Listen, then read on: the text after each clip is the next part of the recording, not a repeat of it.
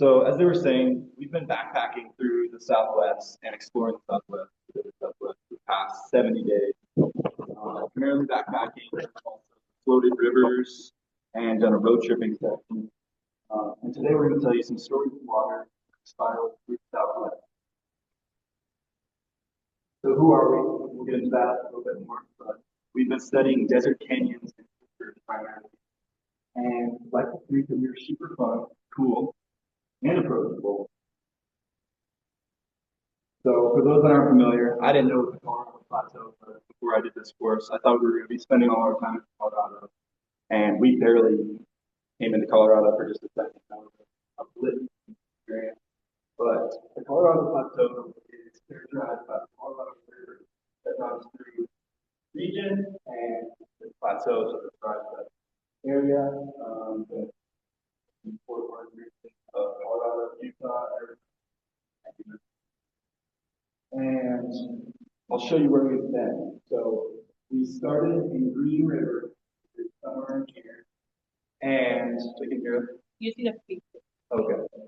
So we started in Green River, which I'll point to is right here somewhere, and we then went up and backpacked Horseshoe Canyon, which ran into the Green River here, and then we came and backpacked Dirty Devil Canyon, which is in this area right here from Colorado. And we did a road tripping section where we did kind of a circle around the sport state. Okay. You can pause.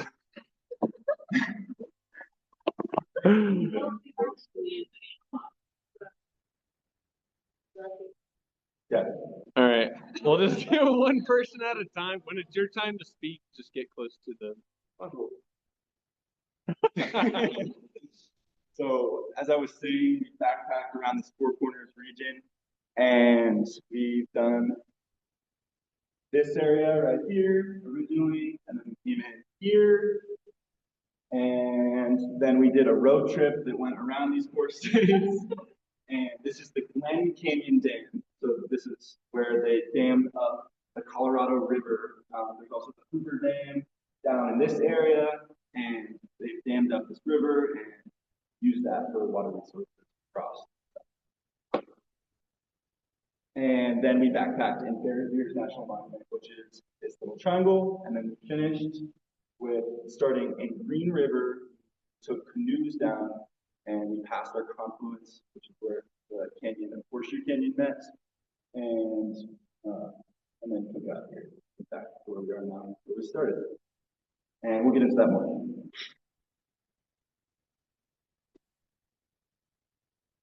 Hi, I'm Hannah O'Keefe, and my pronouns are she, her. I go to the University of Montana studying environmental science and sustainability. Here on the Colorado Plateau 2026 course, I have been finishing off my sophomore year and focusing on environmental studies in the region, specifically social ecological systems, adaptation, resilience, and revolution. And here in Horseshoe Canyon, where we began our first section, we had this major emphasis on natural observations, water as a necessity for ecological and human life and sustenance, and yeah, I'm going to discuss the importance of water. Hi, I'm Garrett Blood. This is the Dirty Devil Canyon, the Dirty Devil River that runs through the canyon. Yeah, I will be talking about the importance of community and the importance of water. Hi everybody, my name is Kaylee Choi and I'm from the Chicago suburbs area. I'm currently a junior at Purdue University studying natural resources and environmental science with a concentration in environmental quality and restoration. I will now be introducing our Front Country section, which is section 3. In it, we had traveled throughout Utah, Arizona, New Mexico, Dine, and Navajo Nation. And we were able to gain insight into the human dimension of the Colorado Plateaus. And we learned and discussed things from water allocation to the saving of the California condors to indigenous perspectives. And this photo right here, which was taken by Garrett, is us at a Puebloan dwelling in section 3 that we had the privilege of seeing. Aiden again, and I am from Santa Cruz, California. I go to school at the University of Montana as well, studying environmental science and sustainability and fire science, interest in creative writing. And I'm going to introduce our Bears Ears section where we backpacked for 11 days, as well as stayed with one of our instructors at their homestead in Monticello, Utah. And big emphasis of Bears Ears is that it's co-managed by the indigenous tribes of that area, which is a very revolutionary concept in our work. Hi everyone, I'm Isa and I'm from San Francisco, but I go to school in Maine at Bates College, where I study environmental studies and ecology. And I'll be introing our final section of the Great Adventure, which is when we paddled on the Green River and through Labyrinth Canyon. And this was section 5. Here are a few images of the river. And I'll be talking about the cycle of water and the concepts of returning to our origins.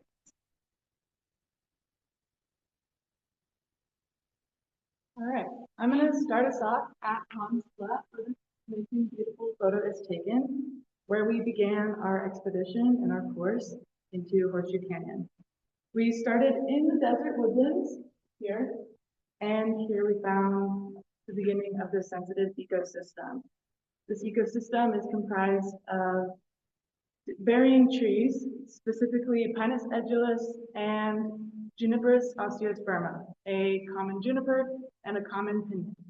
These trees have taproots, which go way down into the earth, into groundwater as source of water. So they also connect their root systems through a dimorphic root system with sagebrush, which is culturally important for medicine for Native communities, and globe mallow, which is also a medicinal plant and a quite beautiful flower.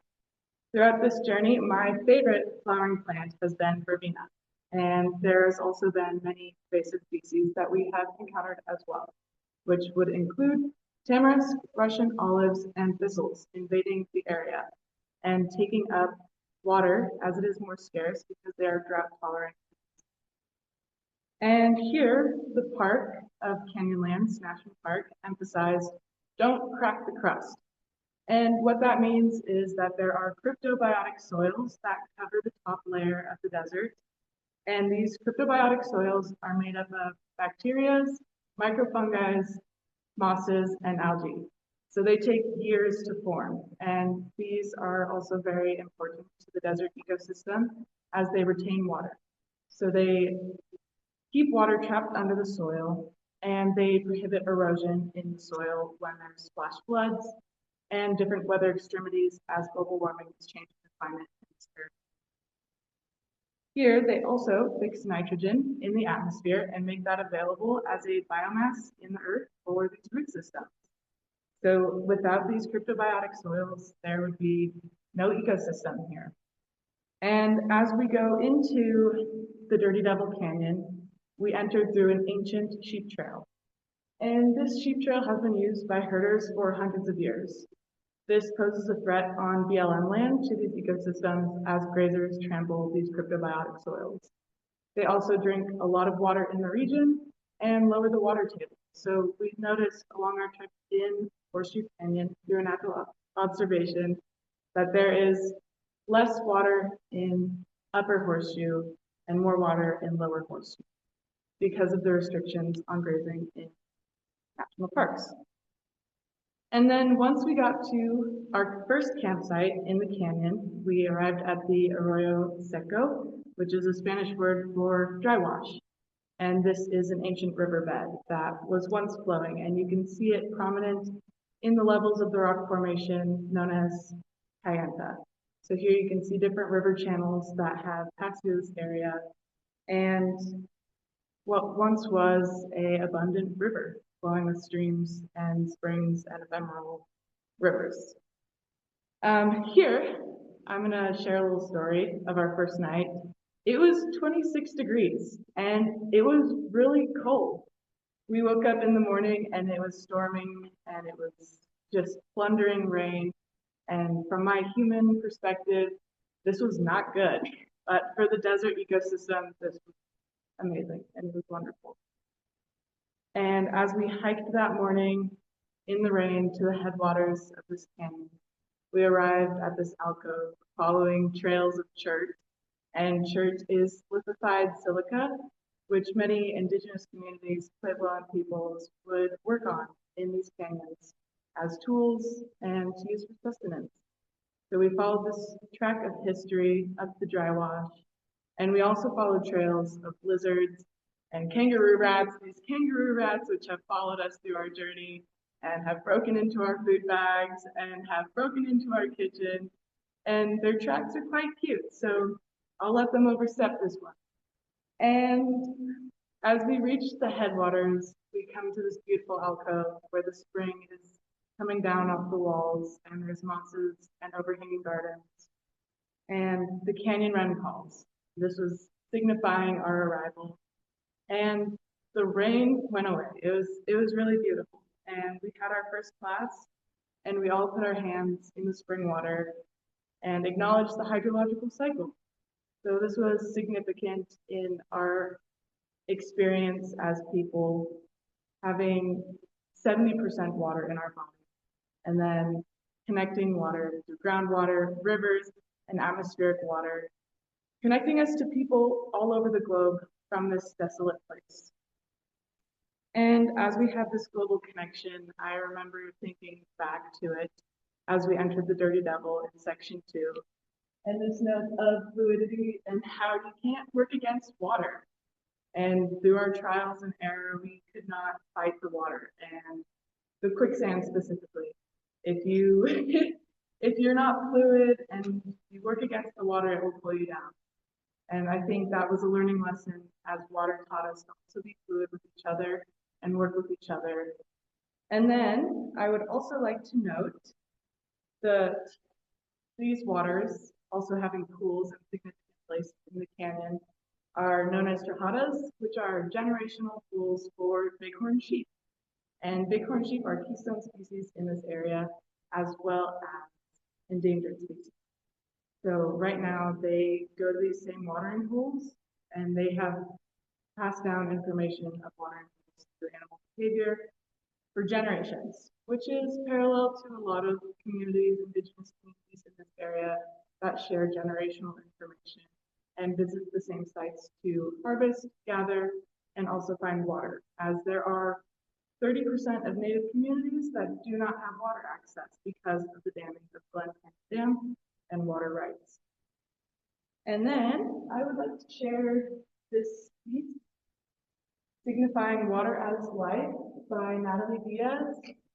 And it says, body and water are not two unlike things. They are more than close together or side by side. They are the same. Body being energy, prayer, current, motion, and medicine. Without water, there would be nothing. We are the same. The body is water, and that's the body is human. And here's at the Bears National Monument in a beautiful, reflective water scene. And I think water can be reflective.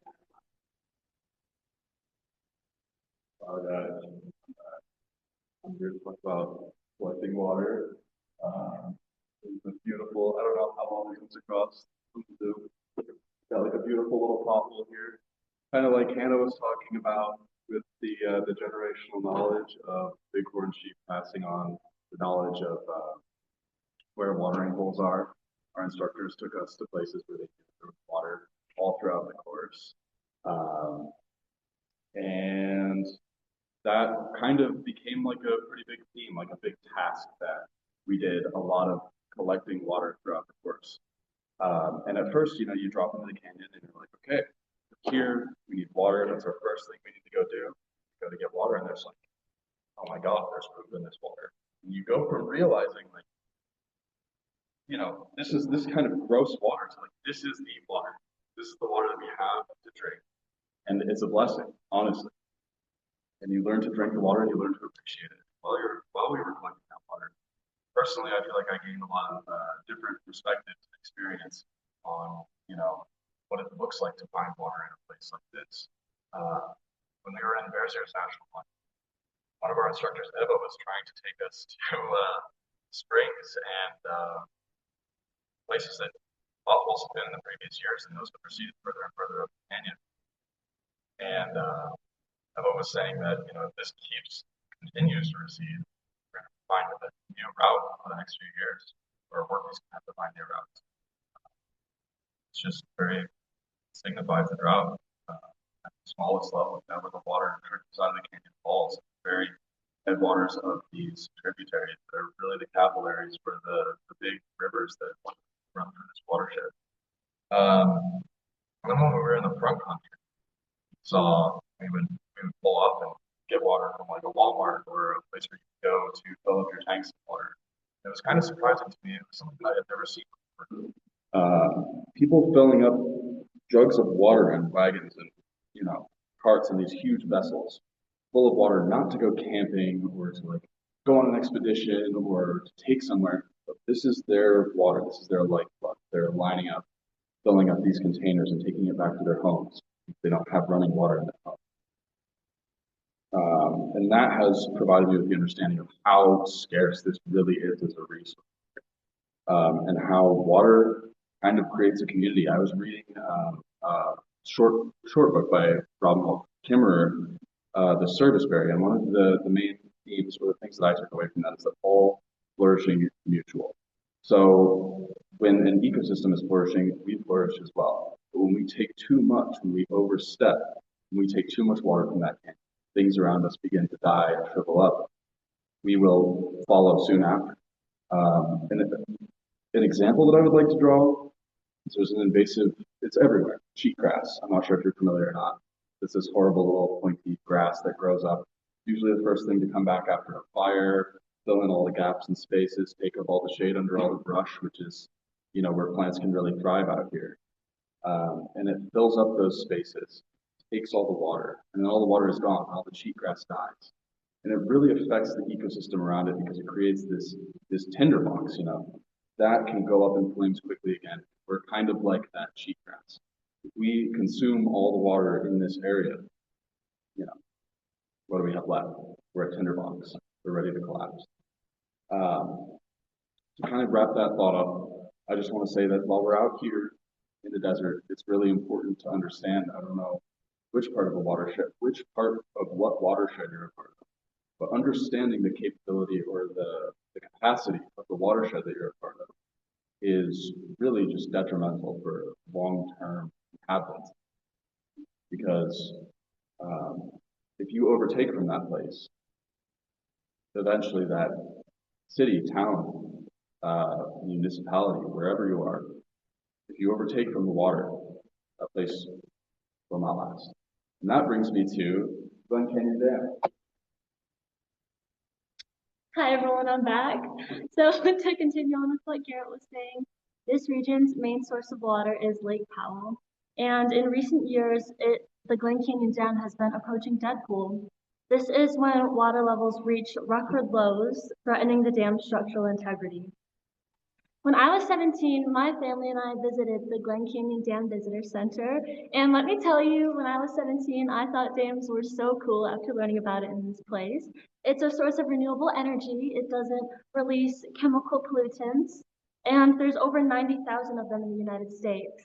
But as us five had gained a more in-depth education on dams, I became cognizant of the full picture.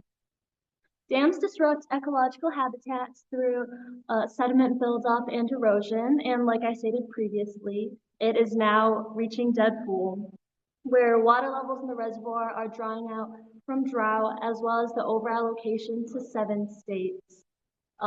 This water was also stolen from indigenous peoples, and so overall, the Glen Canyon Dam is just not sustainable. In section 3, we all visited the Glen Canyon Dam.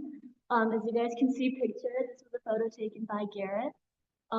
We all walked out just processing what we had experienced and comparing it with the knowledge that we had gained in class. And it was really eye-opening for us to see a lot of the half-truths that were presented at this visitor center, and personally for me to see my 17-year-old self in these other tourists that only know half of it.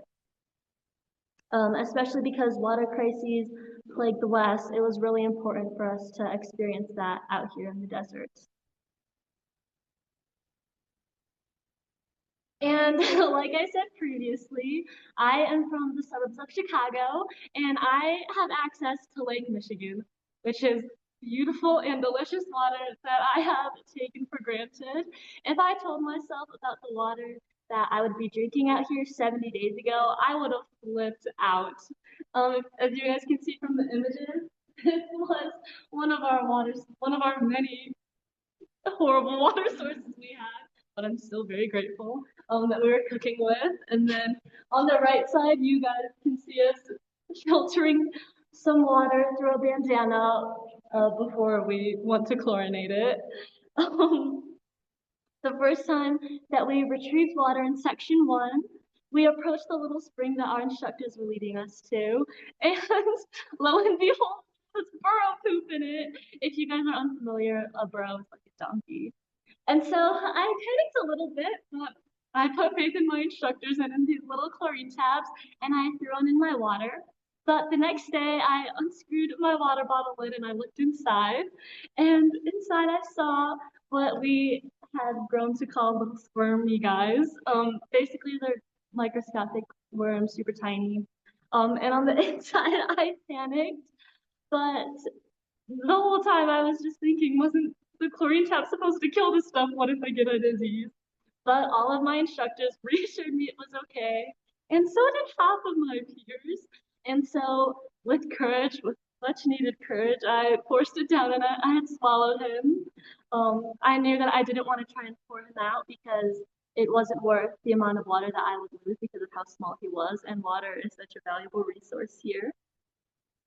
And now I have drank in from an abundance of different water resources, some much worse than burro poop, believe it or not. But my perspective on it all has shifted as I've become more intimate with the new environment that surrounds me. Water holds so much life, and it is an integral part of desert ecosystems.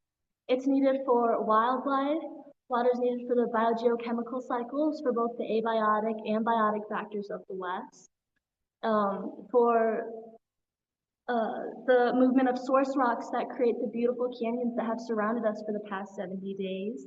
It sustains the food chain, and it's also a hotspot for the biotic organisms around us. And water itself is life. We had 2 Dine tribal members from Navajo come and share with us their indigenous perspectives. And they visited our campsite in the Grand Canyons one evening, and they shared cultural stories with us over food and dinner that we had shared with them. And one of my most memorable takeaways was how they place a sense of animacy upon this more than human world. They see water as a life force itself and as a blessing. I would consider myself to always have been full of wonder and curiosity for our world, but it wasn't until I had listened to the stories of Daryl that just emphasized the amount of awe that I felt since listening to him and seeing the Colorado Plateaus from then on. Water has been so kind to our peers and me to provide for and sustain us for the past 70 days. It's connected us through our shared experiences. The water has hugged us as we stepped foot in the Green River, the San Juan River, and the Dirty Devil.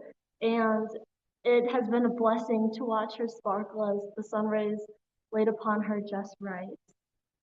Water is the lifeblood of our earth, and me and my peers never want to take that for granted.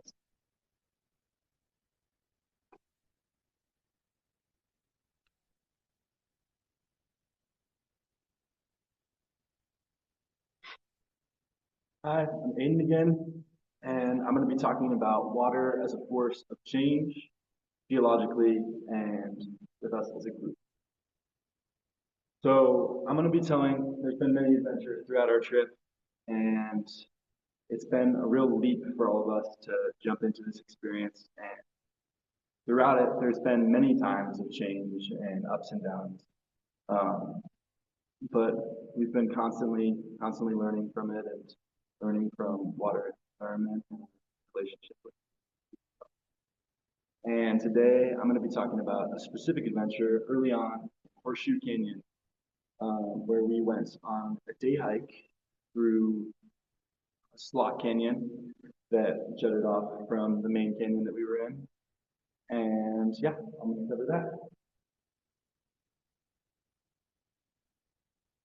So we didn't really know what we were getting ourselves into. We woke up early, and our instructor, Dave Morris, who's been teaching for WRFI for 20 years, and Heather, our first 2 instructors, Dave said that this may be the best day hike in the world.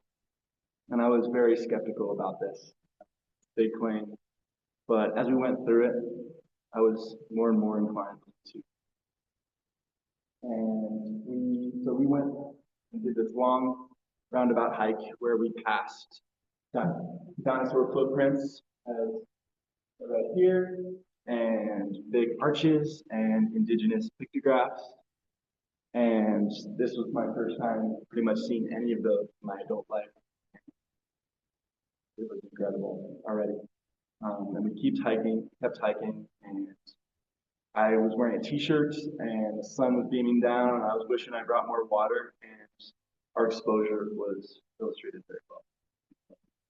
And I think this is a good time to kind of get into a little bit of history and understanding of how this sandstone works. So this sandstone is ancient and from times of the dinosaurs, where it's been shaped through vivification, so it's been shaped to rock through time, water, geologic forces. That's constantly being eroded by species. And our slot canyon was specifically Navajo sandstone, and we spent a lot of time in Canyon, Kaiani sandstone with shaped rivers. Wingate and Navajo are both sand.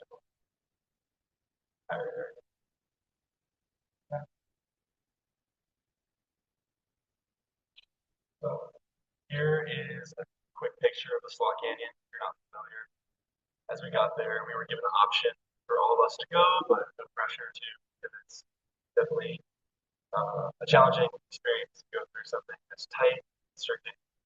But we all decided to go, and we made our way into this canyon. It's forming young canyon, and we could all feel the pressure, all constricting and the claustrophobic.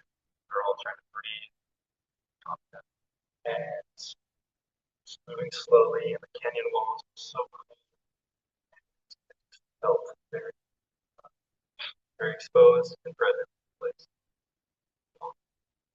But a couple of us felt very claustrophobic, so we decided to slow down, change our order, and as we moved again, we're passing years and perceived limitations. We pushed through barriers that we thought were not possible. And we're moving through. And the size of Horseshoe Canyon, not in our lifetimes, but it will keep being changed and eroded by the force of water and continue to grow.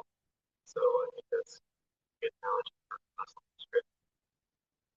This may be filled with, cottonwoods and all sorts of different plants that we can't imagine. Definitely.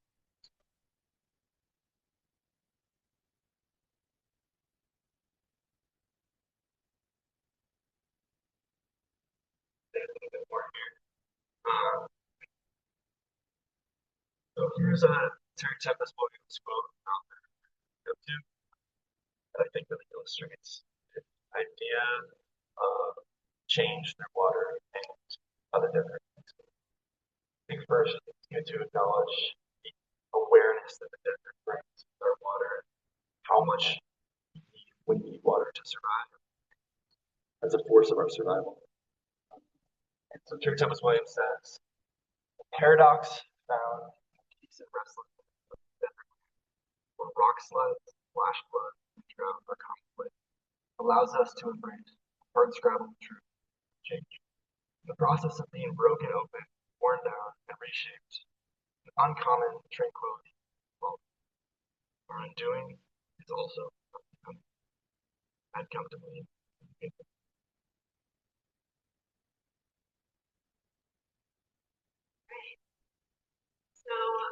try to bring us home here at the end of our great journey, which is the river section, also known as section. And I can refer to the section not as the end, but as the return to the beginning. And I have a few reasons for that. Let's start geographically. So, as we illustrated, we started by all of Horseshoe. So I'm going to come point to this blue point over here. That's the headwaters of Horseshoe Canyon. So when you haven't talked about the canyon red quality that to us, that was remember. Yeah.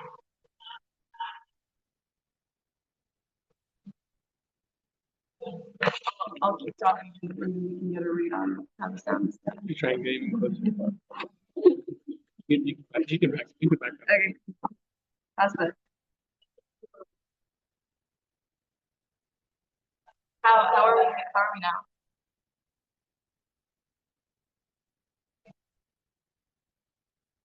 Okay, sounds good. Perfect. Okay, I'm gonna go back. And I'll say that this is going to be the last portion of our presentation, the river section, the pirate section, and the point in our trip when we returned to the beginning. And what I mean by this is we returned physically to where we started. The headwater of Horseshoe Canyon are where we heard the canyon wren, as Hannah illustrated for us earlier. In section 1, like all the way down Horseshoe Canyon, the confluence, which is marked there in purple, where it meets the Green River. So this was a significant point of section 1, and it marked our end of the section. And then later on, in section 5, which is the section that we just finished, we returned to the confluence. We started paddling the Green River, which is that upper blue point, which is where all of us here are standing right now. We paddled about 70 river miles all the way down the Green to our takeout, which is at Mineral Bottom. But the significant point is that along the way, we again hit the confluence where the Green River meets Horseshoe Canyon, and that's marked in purple. So I'm going to talk about some lessons we learned from water along the way, and also some lessons that we learned about ourselves. So on this slide, I have the words water moves forward and spirals back to its origins. So I'm referring to the hydrologic cycle, which is a scientific cycle that basically says that water moves as a circle, right? So it may look like water is in streams and lakes and ponds forever and just flows within these individualized systems. But that's not the case. Water flows through streams, and it can be taken in by humans and by animals and birds and reptiles and insects.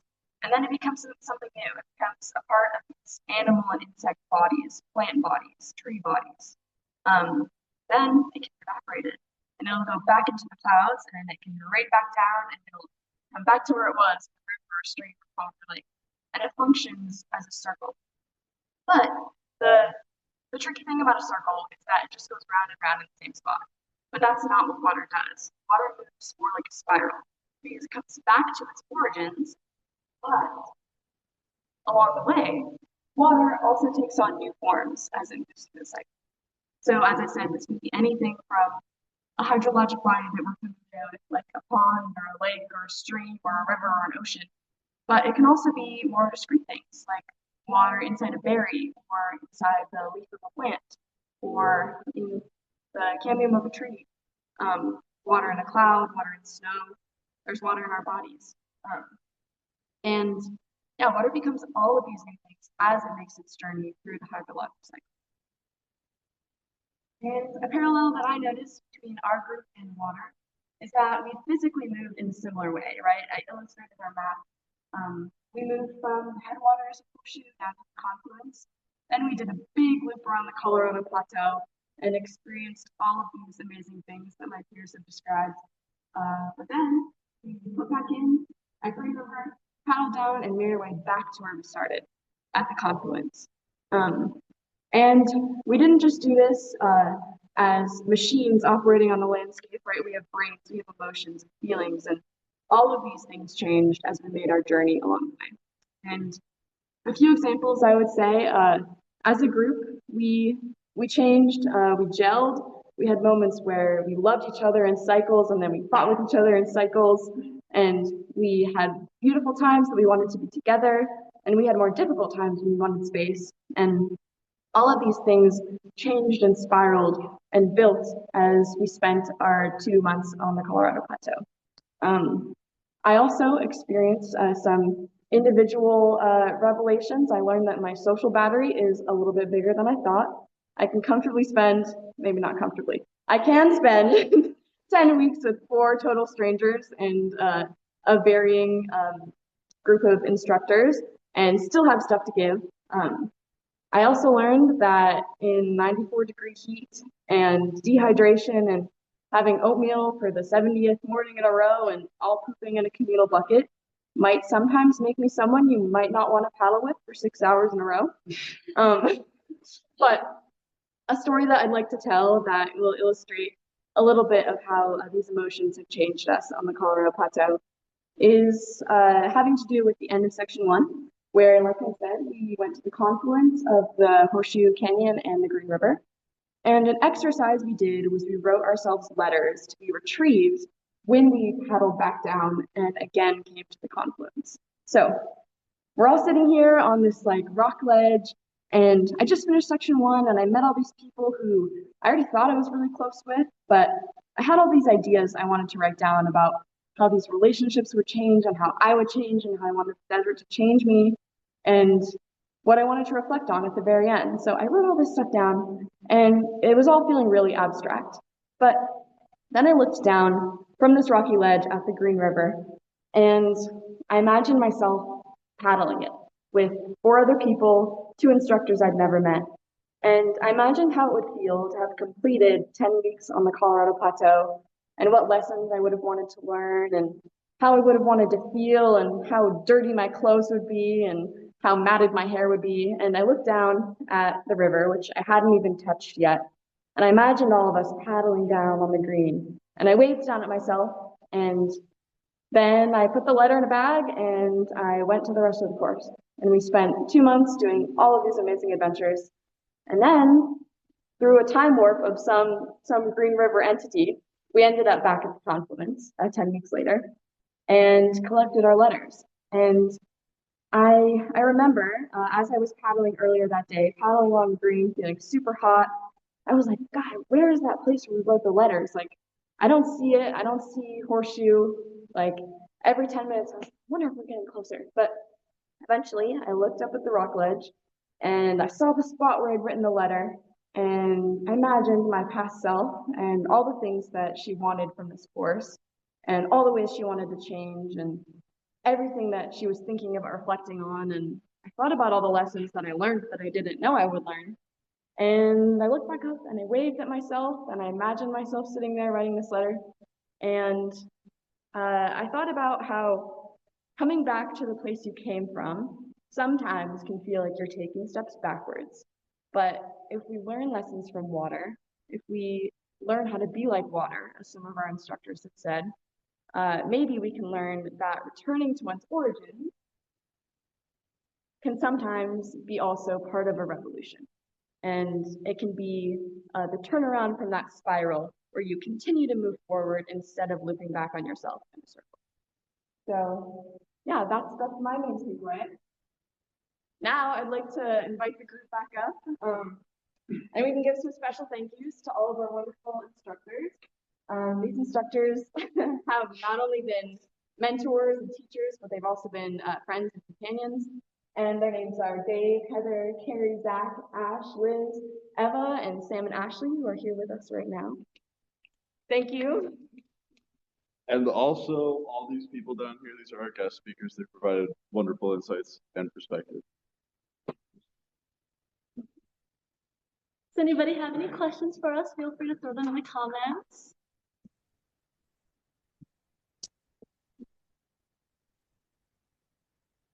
Great job, everyone.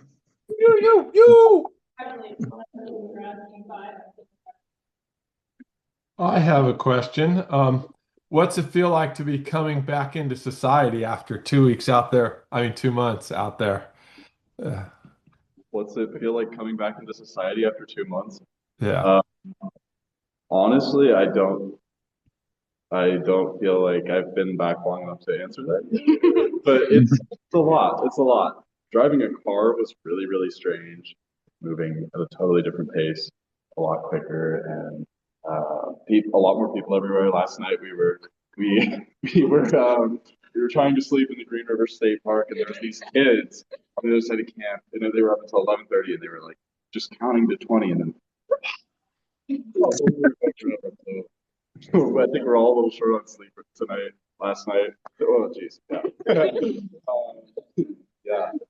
But yeah, it's strange to be back, slowly setting in. And I can speak to our front country section. It was really jarring to be in a car and like a road trip for a couple weeks, moving through the Southwest at a completely different pace when you become like so familiar with one specific place and then zooming out and like flying past the landscapes and not necessarily having the ability to be super intimate with each and every one. Very jarring, but good perspective. Part of it. Ava asked what hopeful and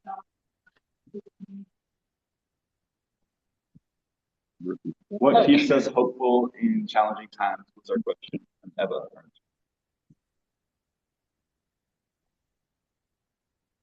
Okay, I'm gonna answer that. For me personally, it's seeing people like my peers that I've been surrounded with these past 70 days, still having that fight and courage to keep working toward what we believe is right and spreading that. And I know in a times where news and a ton of negativity is ubiquitous in our country, just hanging on to that hope and being able to encourage each other and stick with each other is definitely what has been most inspiring for me. Been really refreshing. I think when we spend a lot of time in these isolated landscapes where often we're really like the only people in any given area, it can feel like we're the only ones who care and only ones who are seeing this landscape and wanting to get out there and wanting to protect it. But I think all of the readings we've done and all of the guest speakers we've had have really made me be aware of the vast like group of people who are working to protect what we also care about. And I think it was really helpful, especially meeting with the Zuni Youth Empowerment Program on Zuni Nation. That impacted me particularly to see all of the different programs that they have to empower Zuni youth to become community leaders. And these are things that I want to see in the nation of the United States of America. And it really excited me to see this happening on a small and grassroots level.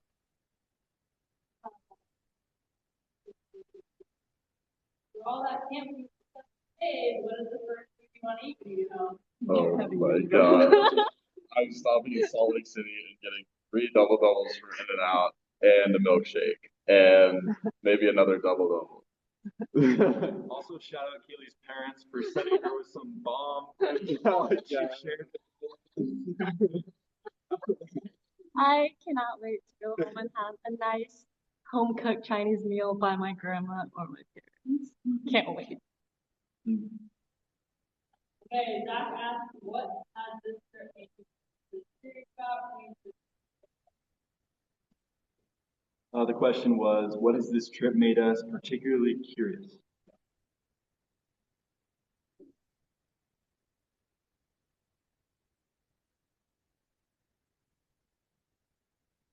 We're reflecting.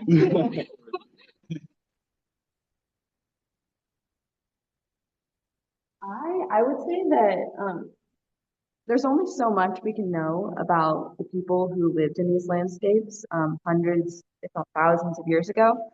And it's really difficult to trace back these origins from the different traces that have been left, including petroglyphs and pictographs and napped chert and pottery and tools, etc. And part of me thinks that this is history that doesn't need to be discovered.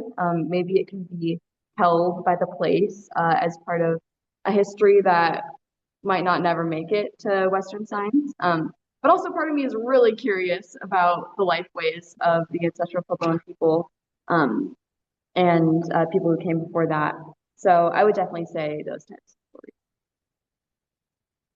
For myself, prior to this program, I really did not know what I was getting myself into. I knew I would do some learning. I knew I would have a lot of fun, but my shift in perspective totally took me by surprise.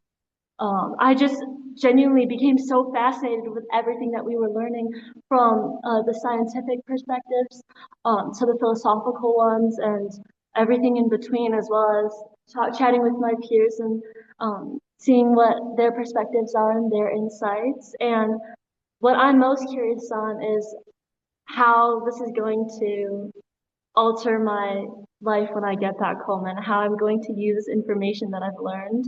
And an extension onto the question prior, just how I'm and the rest of us are going to take what we have learned and share it with others and get other people to just to motivate them as well and share with them our lens and our experiences in a positive way.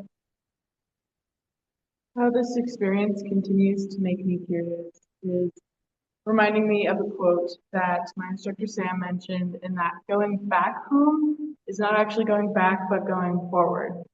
And this to me means, how am I going to take this experience and this knowledge, and how curious it will make me in forming my morals and my continue of experience and knowledge, just building and expanding off of this experience. Yeah. I think for me, with this course, we've read a lot of like deeply philosophical texts that can be really hard to ground in everyday life, and I'm really curious about that. That's something I've realized. Like different ways of knowing are something that like really intrigue me. Been really grateful specifically about like a personal philosophy of place and bringing these ideas of like hope, maybe like love and fight back to your everyday community. And I've been really inspired by some of our instructors and what they do in their everyday lives to be involved in like grassroots change with the people that are in their community that they love and care for. And I'm really curious how I will continue to work towards how I can like implement that in the people that I care for. And I think that has been something I'm really curious about, and hearing all of our different instructors. Some of them would hold parties and make you have to make a telephone call to your senator about public lands to eat, or like hold group chats where they're communicating about these things and sharing their expertise. So I think I'm really curious how I can make a more localized community with people that and really inspired by it. Would you do this again?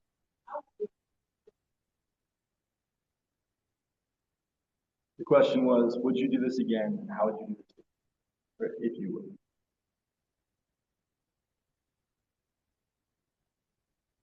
I think I would absolutely do this again. I would come back here probably with some books that I picked out, and I probably wouldn't do the same course again, but I would recommend it to others for sure. But I would definitely like to come back out here and pick out some of my own books and things that I would like to study while I'm out here, and just immerse myself and spend the time with what's around me. I would do this 100 times again. I kept telling my instructors about how I wish I had found out about WRFI even sooner, so I could have done another course. Just everything. This is sorry, I'm nervous. Something that I've been struggling with in my own head is going home and trying to explain to people what I've been up to and the new insights that I've gained. And it's such a struggle to accurately articulate that. And so just being able to like expand my mind through this and learn from others and even teach others and just to empower all of us together, it's been insane. So the answer is a definite yes. And something I would do differently is these guys are pretty amazing. I don't know what I'm going to do differently. I think if I'm able-bodied, I will be back. I will do this again. I hadn't spent much time in the desert besides when I was a lot younger, and it will call for me for my life. The canyon, desert night, stars are just different out here. Aridity in the air, there's something about it that's magical, and I will be back. And I think, like Garrett, I want to come back with my own friends, and yeah, I'll be back. Okay. And I think what I would do differently, maybe have some breaks.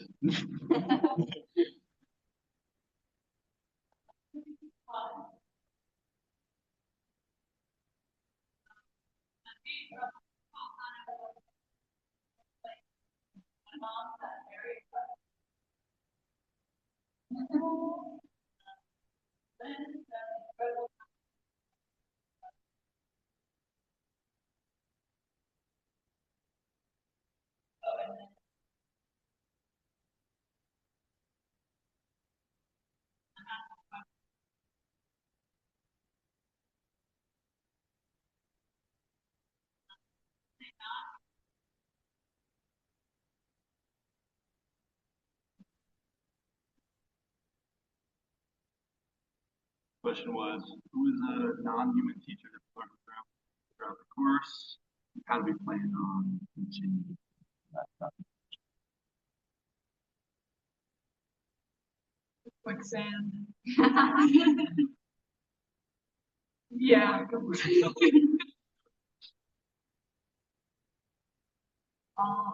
I will totally echo Hannah's answer of quicksand and say that in the very beginning, our first day, every step in Dirty Devil was like sinking down to our ankles, if not our knees, if not like our mid thighs.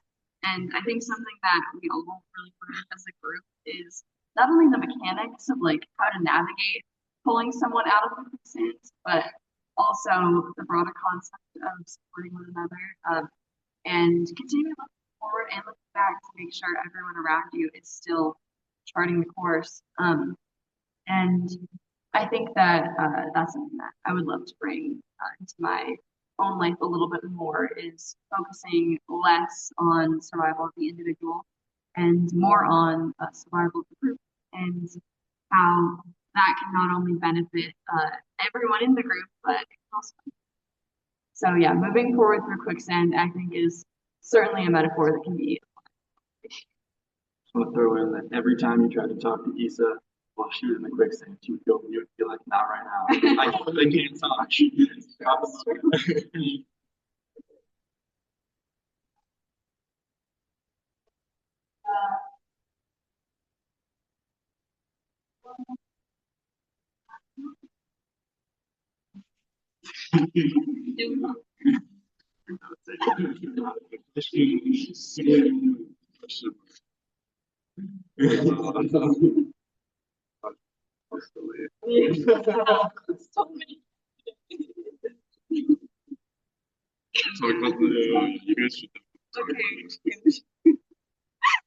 Kaylee and I volunteered valiantly to clean the river. Hardest thing done in this program. So what that is, what that is when you're paddling along a river, part of the leave no trace ethic is that you pack out all your.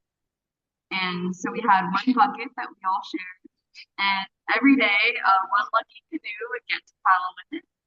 And we were on the river for about a week. And you can imagine that it's the amount of food that we all generated in 1 week blew me away. That was probably like 50 pounds.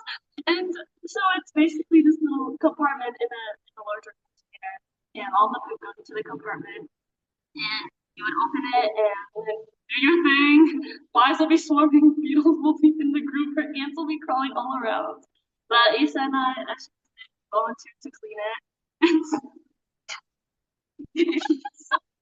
I was scrubbing away at some of the material on the group. Yeah, I mean, I I sort of had the sister job of just turning the water on and off whenever Sam needed, and providing the playlist, which started with the end of the group by Madonna. Yeah, I was terrified, but I ended up laughing.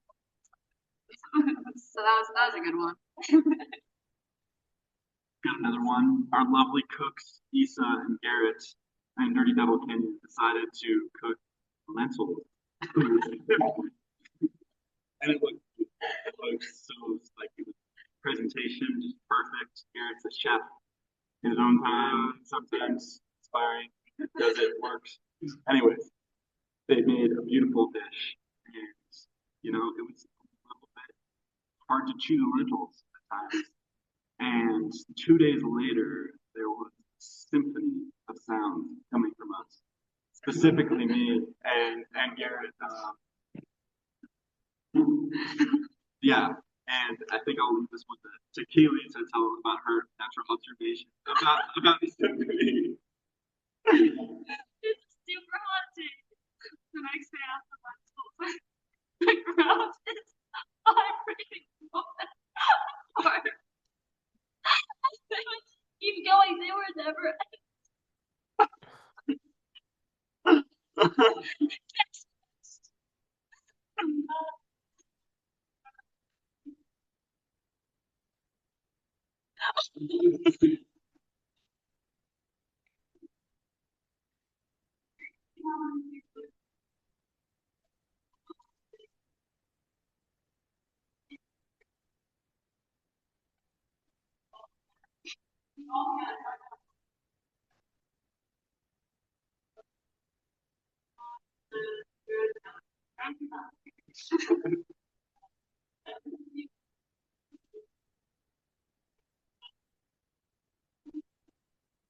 One more question, anyone? Wesley. If anyone has a final question, type that in the chat.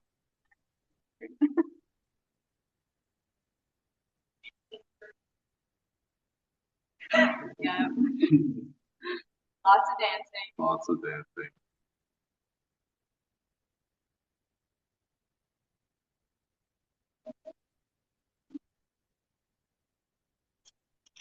This is us. Fun, cool, and approachable. Thank you guys for all of your support at home. All the instructors that are on the school right now, we really appreciate all the effort you guys have put in to helping us grow and perspective shift. It's been incredible. And to our family at home that have supported us through all of this, telling you that we're going to spend 70 days in the desert. You all probably thought we were crazy, but we're so grateful that you guys have supported us. And if there are any friends, thanks for supporting. And we're going to see you guys, and we'll see you soon. Yeah.